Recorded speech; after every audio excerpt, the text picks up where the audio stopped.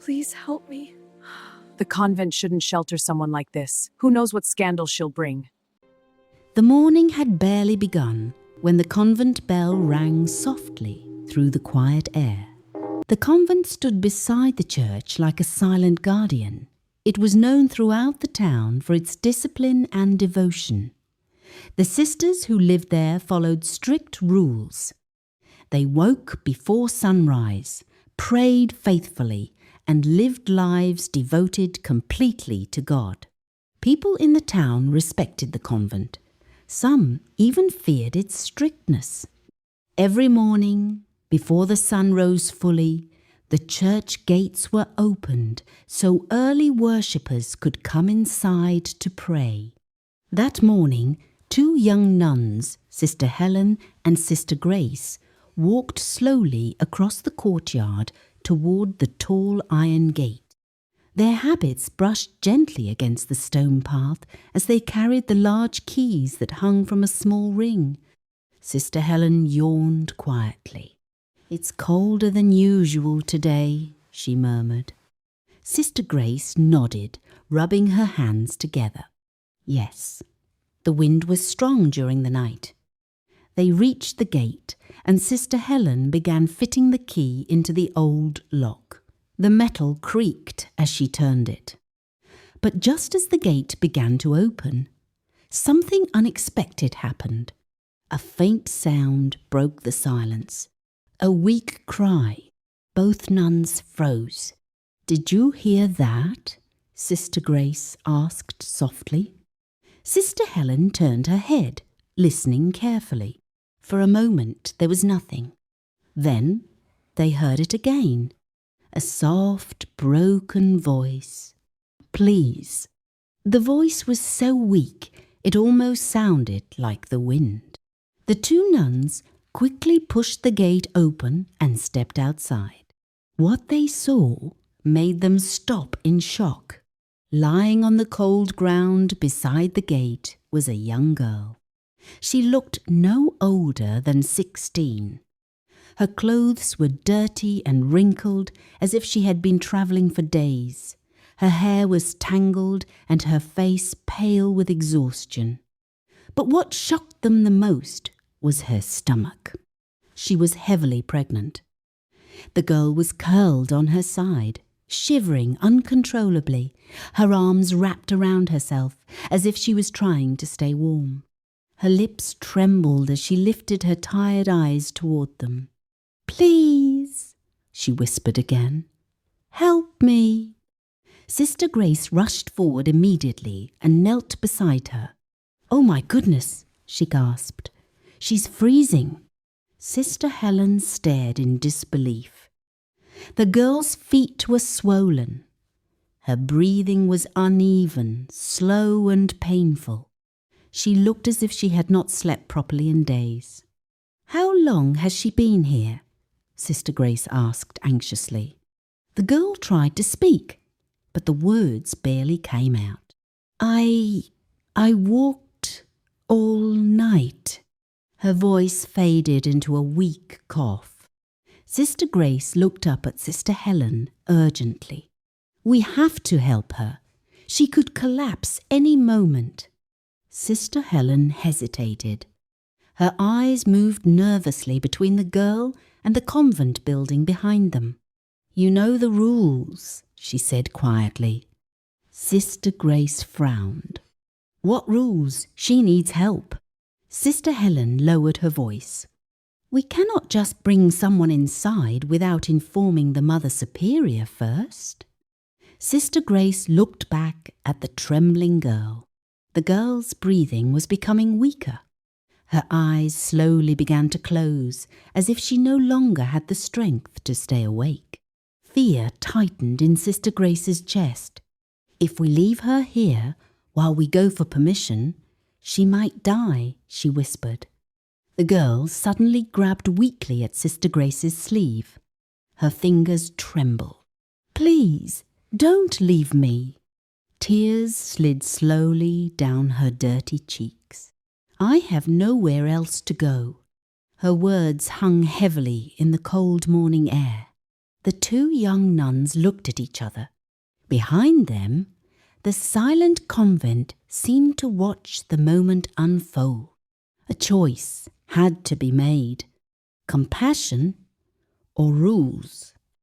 And neither of them knew that this small moment at the gate was about to shake the entire convent. Within minutes, the quiet courtyard was no longer silent.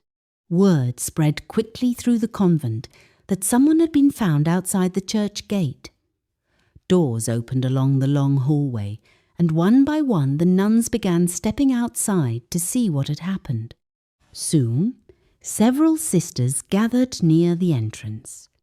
They stood in small groups, whispering among themselves while looking down at the girl lying on the ground. Sister Grace was still kneeling beside her, gently holding her shoulder to keep her from collapsing completely. The girl looked smaller now that more people surrounded her. Her arms wrapped tightly around her stomach as if she were trying to protect the child inside her. One of the older nuns covered her mouth in surprise. "She's just a child," she whispered. But another nun frowned deeply as she looked at the girl's swollen stomach. "How shameful," she muttered under her breath. The whispers began to grow louder. "Who is she? Where did she come from? Look at her condition. Do you think she ran away from home?" Some of the nuns watched with concern. Others watched with quiet judgment. Then suddenly the murmuring stopped. Footsteps approached slowly across the stone path. Everyone knew that walk. Sister Agatha. She stepped forward through the small crowd with the stiff posture she was known for. Her face was sharp and serious, and her eyes carried a cold, piercing look that often made the younger sisters nervous. Sister Agatha had lived in the convent longer than most of them. She was known for her strict devotion to rules and discipline. To her, sin was not something to excuse. It was something to confront. She stopped a few steps away from the girl and looked down at her without speaking.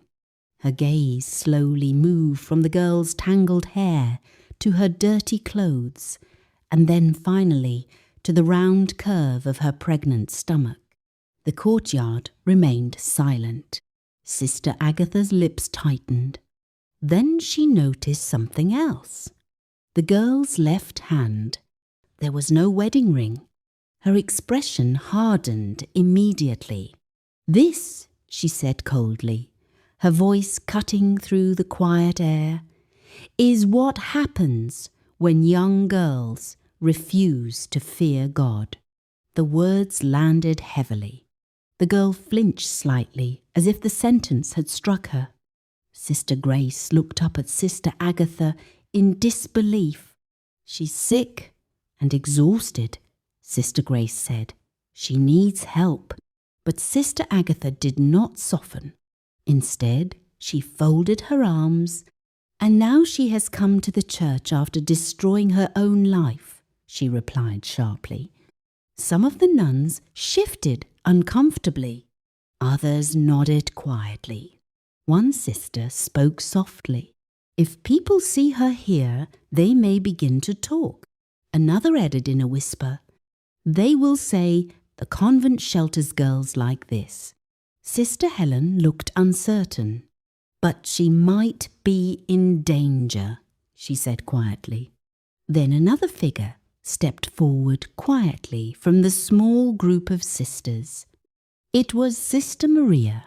Unlike the others, she did not rush or speak loudly. She walked slowly toward the girl, her calm presence bringing a strange stillness to the tense moment. She believed deeply in the compassion of Christ. Sister Maria looked down at the girl for a moment. The girl flinched slightly, as if she expected another harsh voice. But instead, she heard something gentle. "What is your name?" Sister Maria asked softly. Her voice was warm, Almost like a mother comforting a frightened child, the girl struggled to lift her head. Her lips trembled as she whispered weakly, "Anna." The name barely escaped her mouth. Sister Maria nodded gently. "Anna," she repeated softly, as if making sure the girl felt seen. As she leaned closer, she noticed more details that the others had missed. There were bruises along Anna's arms, faint but visible against her pale skin. Some looked old, others more recent. Her feet were swollen and covered with small cuts and dirt, the painful marks of someone who had walked very far. Sister Maria's eyes filled with sadness. "If Christ stood here today," she said, "he would not leave her outside this gate." The words seemed to settle over the courtyard like a sudden silence. They all knew the stories of Jesus, how he welcomed the broken, how he showed mercy to sinners, how he lifted those others had rejected. But Sister Agatha shook her head. Her suffering is the result of her choices.